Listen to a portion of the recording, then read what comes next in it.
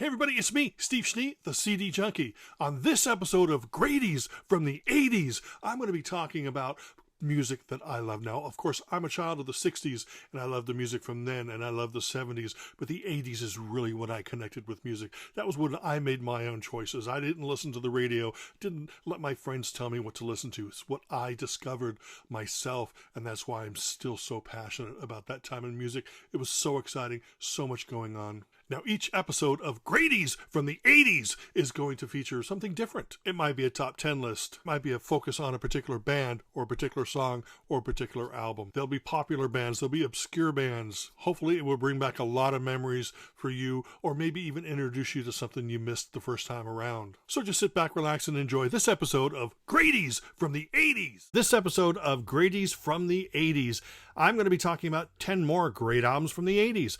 Albums that I love, albums I played to death, and maybe albums that you might have in your collection or you might want to go out and check. And of course, I have the CD versions, so please track down any physical copy you can and enjoy this music as often as possible. Let's start out. These are in no particular order. It's just in the order that I grabbed them. We'll start out with an album from 1983. It is Donnie Iris, Fortune 410. Now, a lot of people are thinking, Donnie Iris, that's more AOR. Well, you know, he had a big hit with Alea. He had a big hit with Love Is Like a Rock, My Girl.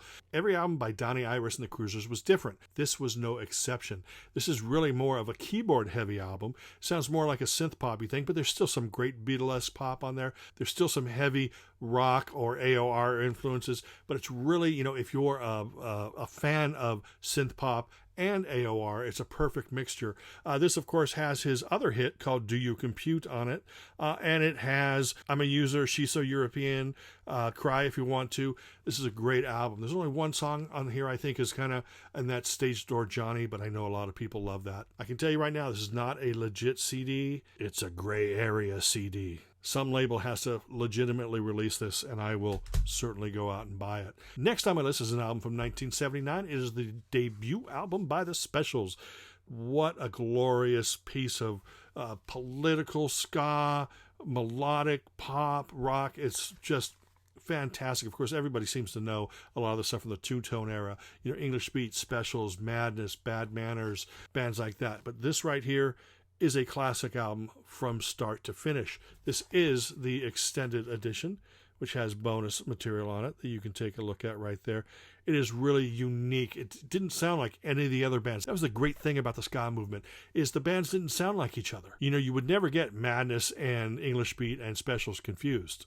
Next up on my list is another album from 1983, and that is the FIXX, Reach the Beach. What a classic, unique, wonderful album this is. Again, people will always try to file them under synth pop or new wave or whatever, but the FIXX are the FIXX.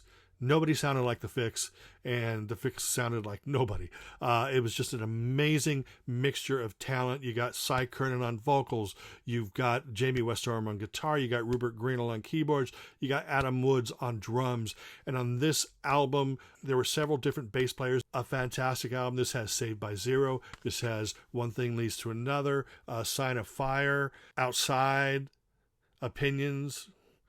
Just stellar from beginning to end because it's unique, it's different. Next up is a mod band. Came out in 1980, Lambrettas, Beat Boys in the Jet Age, one of the great guitar pop albums of my generation. I mean, I'm dead serious on that. Just great songs, hooks from beginning to end. They didn't sound like The Jam. They didn't sound like The Chords. They didn't sound like Secret Affair. They didn't sound like Squire.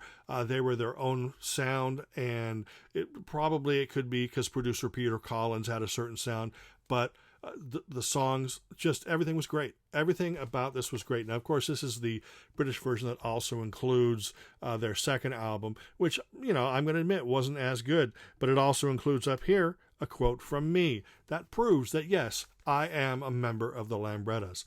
No, actually, I'm not a member of the Lambrettas. This is probably in my top 20 favorite albums of all time. It's upbeat, hook-filled, wonderful pop. Lambrettas, Beat Boys in the Jet Age is one of the great albums of the 80s. Next up, from 1984, the debut and only album from Friends Again, a great Scottish band. I got into them because the artist that did this cover was also the artist that did the Bluebells, and I'm a huge Bluebells fan, so I bought it just on that. Then I discovered that Chris Thompson and James Grant and just all these great musicians were creating music that was completely different from their Scottish contemporaries, like the Bluebells and Aztec Camera and Altered Images and stuff like that. But they were making music that was hugely melodic and with funk and soul influences and pop influences and indie influences. And it's just absolutely fabulous, wonderful, glorious album. Why it never got released in the U.S., I'll never know. But it does have loads of bonus tracks on there. This is a 2 CD edition and is a worthy addition to your collection. The next album I'm going to talk about is a band called New Music and an album called Sanctuary. Now, okay, Sanctuary is not actually available on CD, but it was my introduction to the band. It's just this wonderful mix of synth pop and power pop coming together with a lot of experimentation going on.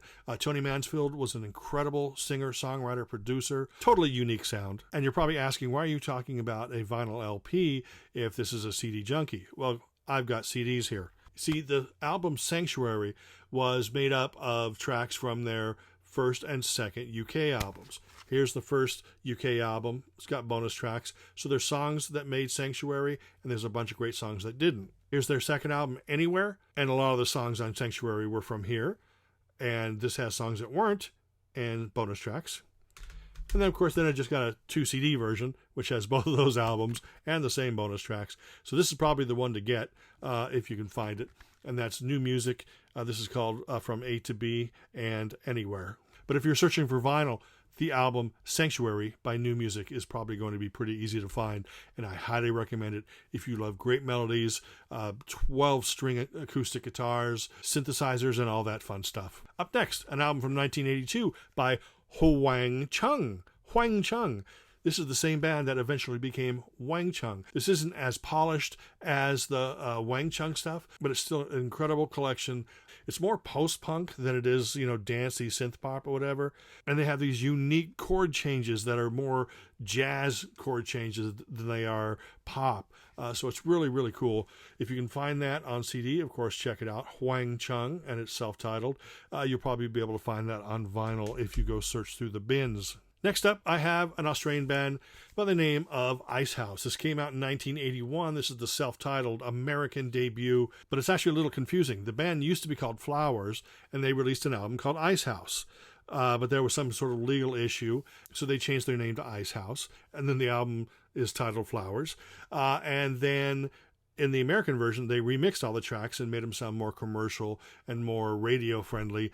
In mood, they are very completely different albums. This one might have a slight Velvet Underground feel to their synth pop, whereas this is more cool and calm and crisp and clean, and it's wonderful. I know this is blasphemy, but I would prefer the American version over this version. But thank goodness I don't have to choose because I own them both.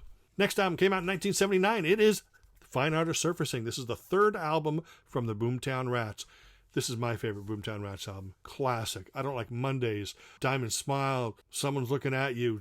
It's just jam-packed. It's great. It's pop, it's guitar, it's piano. It's just everything that you love about great music. There's not really a punk edge anymore, but there's a playful edge. So they're sort of pushing the boundaries of pop and creating some great songs in the process. Fine Art of Surfacing, BOOMTOWN Rats.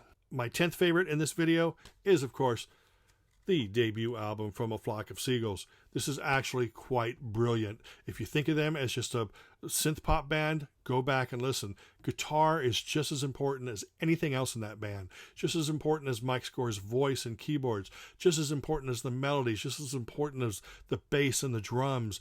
Everything comes together. This is like post-punk pop with keyboards on top of it. The songs are amazing. Space Age Love Song off of this album is one of my favorite songs of all time. It's also got Iran. I don't know if you know this, but there is an instrumental on this called DNA, and they won a Grammy for that. So Flock of Seagulls actually do have a Grammy. Now, this is the UK version of the song. You'll notice that the songs are in different order, and it has a song called Tokyo, which did not make the American album. This also has bonus tracks on it, and some great bonus tracks. But this here is the American version. Probably most people are going to be familiar with this. Anyway, that is it for this episode of Greaties from the 80s. I hope that you enjoyed it. I hope it brought back some memories, or I hope it inspires you to go out and either buy the albums, pull them off the shelf and do whatever you can to get a hold of this music, because it was fabulous then, it's fabulous now. Well, that's it for this episode of Greaties from the 80s.